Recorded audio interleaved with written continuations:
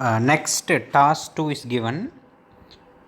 Rewrite each of the following sentences using superlative degree retaining the meaning. அதாவது என்ன degree use பண்ணியிருக்காங்கன்னா superlative degree. அப்போ அந்த பாக்ஸில் வந்து நமக்கு சூப்பர்லேட்டிவ் டிகிரிக்கு நேராக என்ன இருக்குது அப்படின்ற ஸ்ட்ரக்சரை நம்ம ஞாபகம் வச்சுக்கணும். Without changing the meaning. Shakespeare is greater than many other dramatist of the world.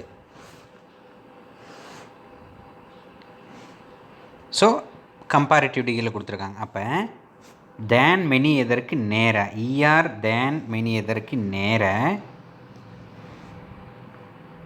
என்ன இருக்குது?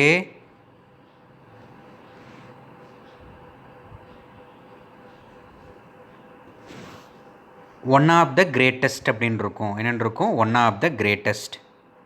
One of the greatest.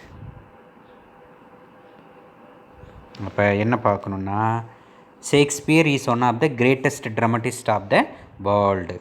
Some people think that nothing is as important as money in life. அப்போ so as அப்படின்றது positive degree இருக்கா? அப்போ superlative degree அதை எடுத்துடணும். எதை எடுத்துடணும்? so as அப்படின்ற சூப்பர்லேட்டிவ் காம்போனண்ட்டை, பாசிட்டிவ் காம்போனண்ட்டை எடுத்துடணும். as எடுத்துட்டு some people think that money is the most important life. அதுதான் சில பேர் நினைக்கிறாங்க இப்போ பணம் தான் உலகத்திலே ரொம்ப பெருசு, ரொம்ப முக்கியம்னு நினைக்கிறாங்க. The peacock is more colorful than any other bird found in India. பாருங்கள், than any other found அப்படின்னு கொடுத்துருக்காங்களா? அப்போ than any otherக்கு நேர சூப்பர்லேட்டிவ் டிகிரியில் என்ன இருக்குன்றதை பார்க்கணும். the most இருக்கும். அப்போ the peacock is the most colorful bird found in India. The peacock is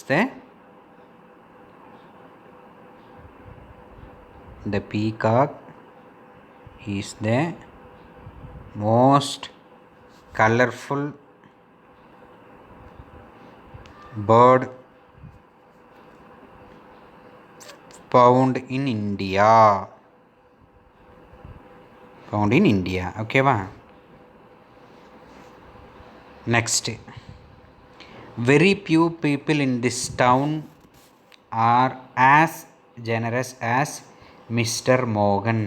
அப்போ Morgan is one of the most generous people in this town.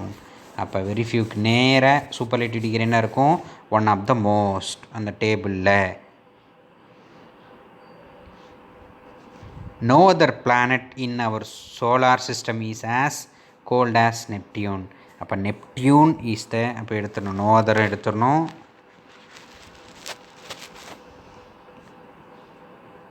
so as எடுத்துடலாமா? as அப்போ no, Neptune is the coolest planet in our solar system, or Neptune is the coolest of all planets in our solar system. I cannot do anything better for you than this. This is the best thing I can do for you. அப்போ better அப்படின்ற அட்ஜெக்டிவை the best அப்படின்றத மாற்றிக்கணும். This அப்படின்றது இந்த object இங்கே சப்ஜெக்டாக வந்துடும். அப்போ this is the best thing I can do for you. ஓகேவா? Right. Replace the comparative adjectives in the following sentences with their positive form. Rural life is certainly more peaceful than urban life. நிச்சயமாக city வாழ்க்கையை விட village வாழ்க்கை நல்ல அமைதியாக பீஸ்ஃபுல்லாக இருக்கும். அப்போ என்ன எடுத்துக்கணும்? அப்போ இந்த சப்ஜெக்டு, இது ஆப்ஜெக்ட்டு. அப்போ இந்த ஆப்ஜெக்ட் இங்கே போயிடணும், இந்த சப்ஜெக்ட் இங்கே வந்துடும். அப்போ என்ன எழுதலாம்? Urban life is not certainly so peaceful as rural life. Next, the pen is mightier than the sword. er plus then வந்திருக்கா? er plus then வந்திருக்கு. அப்போ comparative. So the sword is not so mighty as the pen. கத்தியை விட இது வந்து ஒரு நல்ல ஒரு ஆயுதம் கிடையாது. எது? அதாவது பெண்ணை விட கத்தி நல்ல ஒரு ஆயுதம் கிடையாது அப்படின்றத நெகட்டிவில் கொடுக்குறோம் இந்த பாசிட்டிவ் சென்டென்ஸை, பாசிட்டிவ் டிகிரியை. train journey is more comfortable than bus journey. இப்போ bus journey is not so comfortable as train journey.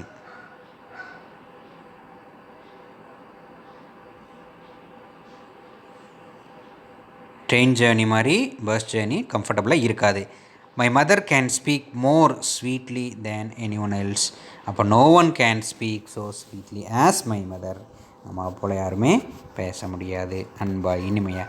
Gold is not more useful than iron. அப்போ iron is as useful as gold.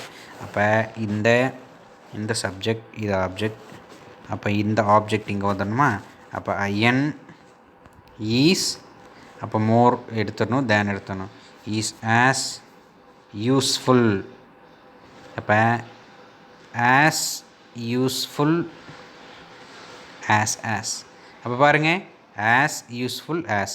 அப்போ as useful is adjective. another one as is the structure of the positive sentence. Iron is as useful as gold. So நமக்கு decrease of கம்பேரிசனில் பாசிட்டிவும் கேட்கலாம், கம்பேரிட்டிவும் கேட்கலாம், superlative டிகிரிலும் கேட்கலாம், அல்லது rewrite the other டிகிரின்னு கேட்கலாம். புரியுதா? கிராமரில் 2 mark question இது. Book பேக்கில் இருக்கக்கூடிய கொஸ்டின்ஸை நீட்டாக தரவு பண்ணுங்கள். கைடில் இது சம்மந்தப்பட்ட எக்ஸ்ப்ளனேஷன் இருக்குது. நான் சொன்னதையும் ப்ளஸ் அதையும் நல்லா ரெஃபர் பண்ணுங்கள். சரியா? இதுவும் ரொம்ப முக்கியமான கொஸ்டின்.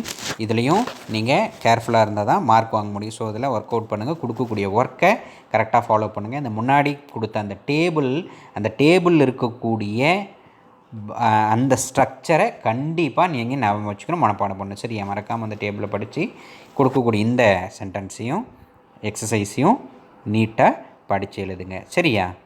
ரைட்.